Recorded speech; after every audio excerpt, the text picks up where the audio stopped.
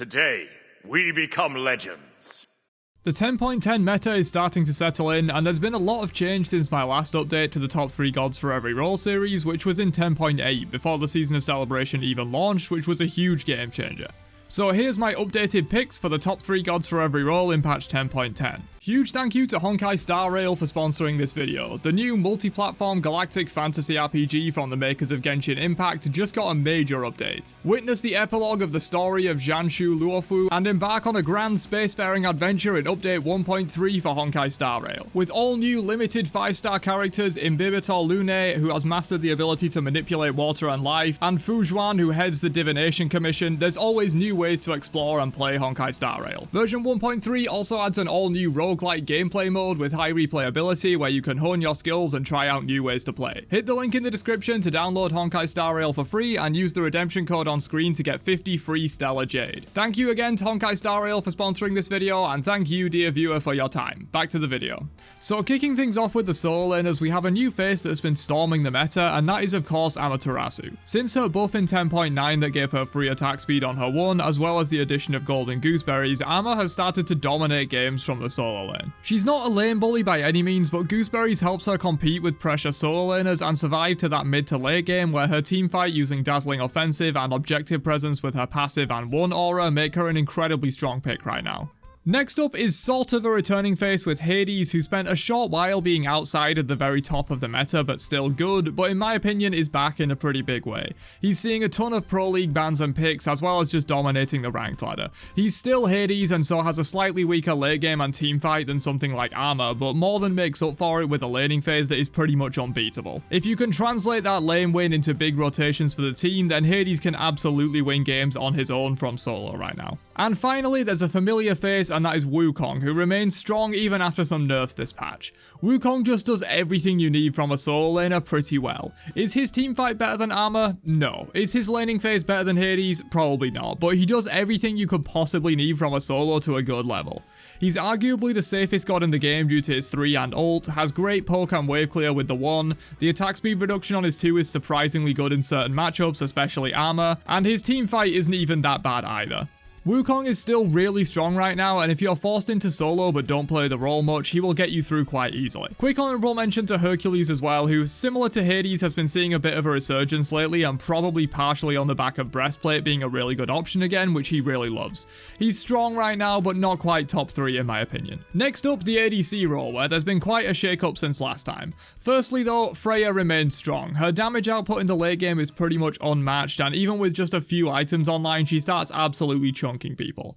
While gooseberries might seem nice on her, it's actually Bao that sort of breaks Freya, since reducing her 2's cooldown by 1.5 seconds makes it basically up by the time the effect wears off, meaning she has her 2 active way more often than not in teamfights. This helps her through the early to mid game, and of course, as we all know too well, Freya in the late game is one of, if not the strongest ADC you can have.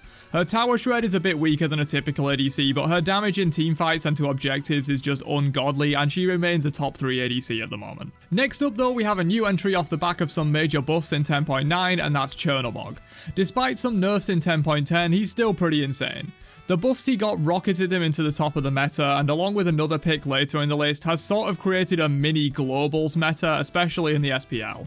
That ultimate is the main reason Cherno is so damn strong at the moment, especially from the ADC role, which normally participates the least in fights early on. Cherno can rotate to fights that other ADCs simply can't match, and he can also split push and power farm really effectively while still being a major threat that can rotate to any fight that happens anywhere. Cherno is absolutely a top ADC right now. The final ADC pick is a bit harder to choose, as Olorun, Anhur, and Artemis are all seeing major play right now, but overall I think Olorun is the stronger pick of the 3. Magical ADC items at the moment are really strong, and Demonic Grip even got a buff recently, and it's not just Freya that is abusing these items. Of course, Olorun's damage is great, but his main strength comes in that ultimate, which can impact an entire teamfight in a huge way, which isn't super common from an ADC. It's amazing for sieges and objectives too, stopping steal attempts and basically asking the enemy team, do you really want to contest this into an Olorun ult? It's a very unique strength that no other ADC has, and alongside his great damage makes him a top ADC in this meta. Moving on though, next up we have the jungle role, which any of you watching that play ranked will know is absolutely stacked with insane picks at the moment. Prepare for quite a few honourable mentions here. First up though, Maman Brigitte has to be here. Yes, she's not available in Ranked or the Pro League yet, but I think we've had enough experience with her in casuals to see that she's more than in contention for a top spot in the jungle role. Her damage is off the charts of course, and she's surprisingly safe using the untargetable dash, long duration CC immune omni movement ultimate, and an on-demand stun. I literally just made a rant video on Maman where I explained in more detail why she's so strong, but in my opinion she definitely belongs in the top 3 for jungle. Moving on though, next up we have Susano, who is one of the few junglers that can actually rival Maman's damage. Of course, Maman's knock-up immunity on command sort of counters this guy, but this isn't going to be another Maman rant. Susano has a bit of a weaker early game due to his much longer than average cooldowns, but once he gets a few items online, he starts completely deleting people with his high scaling and top tier AA cancels. Plus, he has a giant AoE knock-up for teamfights, which I feel is consistently underrated on this guy. Definitely a top pick for jungle right now. And the final pick I have for the jungle role is Pele. Much like Chernobog from the ADC role, this is another god that got spicy buffs in 10.9 that catapulted her into the meta. That fuel gain on the 1 especially allows her to outmaneuver and chase almost anyone in a fight due to her crazy movement speed and ultimate dash. I will of course mention here too that Pele sees a lot of mid play at the moment as well, but I have her in jungle for the list and don't like to put gods in multiple roles even if they are a top pick in both. So Pele is in jungle for the video, but of course she's an insane mid too, and we've seen a lot of her in the SPL from mid laners like Ven, Shinto and Paul. Honourable mentions for the jungle role go to Kali, Thanatos, Arachne, Aokwang and Thor. Yeah, I did mention there was going to be an absolute shit ton of top junglers at the moment, and you can't really go wrong with any of these 5 picks, but I think Pele, Susano and Maman are just a bit stronger at the moment. Moving into the support role though, first up we have yet another spicy god with buffs, and that is Athena. Her 10.9 changes, much like many others on the list, sent her straight into a top spot in the support role, and unlike others such as Chernobog or Pele, she actually dodged nerfs in 10.10.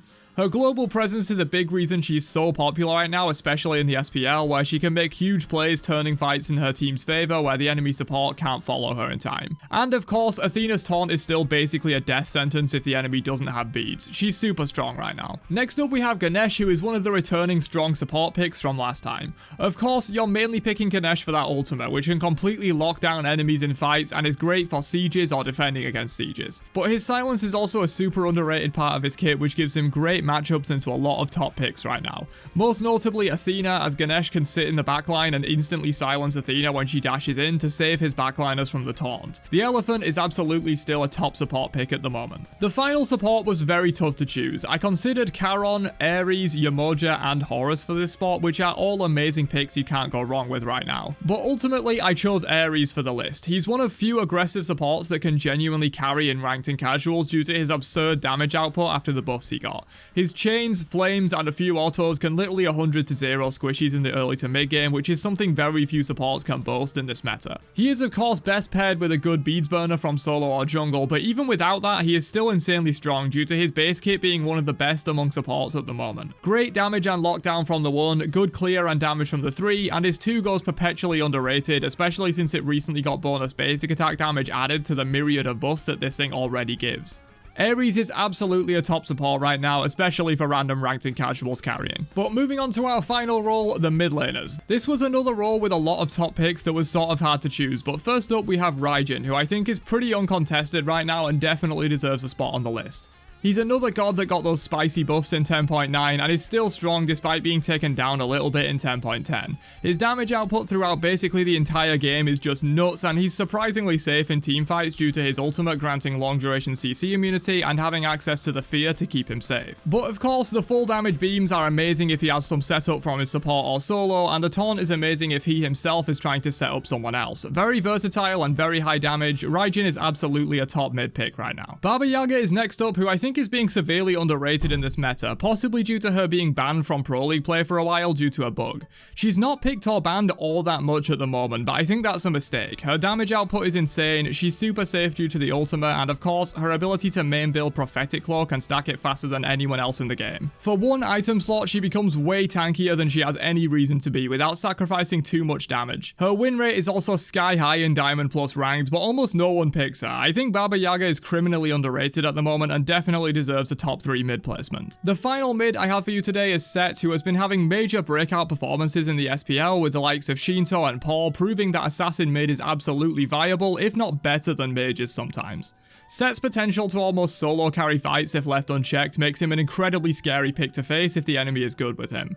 He also has great early pressure due to being an assassin, the free pen and high base damage makes a lot of mid mages very scared to fight him early on in the 2v2 or even the 1v1, which gives him a lot of pressure to grab early mid camps, invades and rotate to side lanes for ganks. I will mention here that Set is of course a great jungler and a passable solo or ADC as well, but as mentioned earlier, I don't like to put one god in multiple spots for the list, so here he is. And finally, honourable mentions for mid go to Pele, who once again I have in jungle, so she isn't here for mid, but everything I just said about Set mid mostly applies to her as well. Plus Thoth, who I think is flying under the radar at the moment after his buffs, and Hebo, who took quite a few nerfs, but I think is still really good as he does Hebo things. But yeah, that's it for me from the top 3 gods for every role. If you find this video useful, don't forget to drop a like before you leave, and I'll catch you guys in another one later on. Have a great day, and peace out, you nerds.